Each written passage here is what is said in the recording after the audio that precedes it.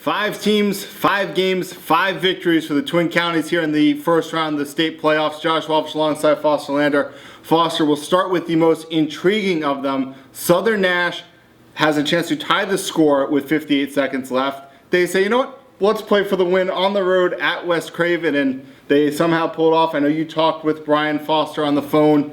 What was the sense of for you got about why he elected to go for 2 with 58 seconds left? Well, going for 2 is not really a new thing for Southern Nash, and it's something that hurt them in a loss to South Johnston overtime earlier this year, but they're always going to go for that late in games. They had missed an extra point attempt earlier in Friday's game, and so the kicking game had kind of let them down. And at that point, with Zach Foster, the quarterback, banged up, Taj Dean's a little banged up, Brian Foster really did not want to go to overtime, and Kendrick Bell made a big play.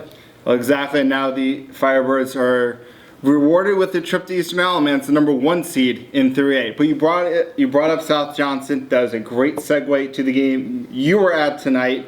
South Johnston going to travel to Rocky Mount because the Griffons got it done and overcame the shock of the Burlington Williams offense. They did. It was a game that Rocky Mount High really just kind of grinded out. And on film, they had seen Burlington Williams run a very pro-style offense, downhill running out of the I formation.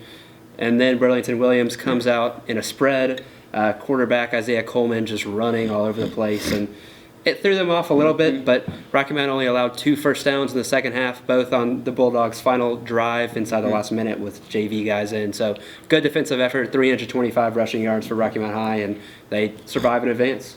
Other team that had a great defensive effort, Southwest Edgecombe. I was in Pine Tops tonight. They defeat Farmville Central 42-3. Absolutely dominating on the defensive line, holding Farmville Central to 108 rushing yards.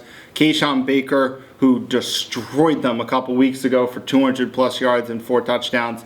He was limited to 23 yards on just 10 carries. Great job by the Southwest Edgecombe defense at picking up. And Marcus Williams had a big first half. He left at halftime with what they deemed heat exhaustion. Not real 100% sure about that, but he will be good to go next week when the Cougars welcome East Bladen to Pine Tops. The other game, our fearless sports editor, Jesse Nunnery, was at Tarboro to watch them take apart Rocky Point Trask 55-7. No real big surprise there for either of them. They get Lakewood.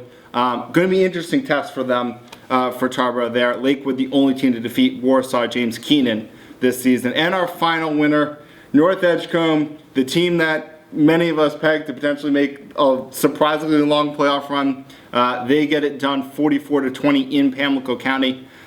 Big win for the Warriors, and the reward is to go to Weldon, a team they've already beaten this season. So things are looking up for North Edgecombe as the playoffs progress, but we will have all 5 games in the second round covered next week on the Telegram Football Insiders.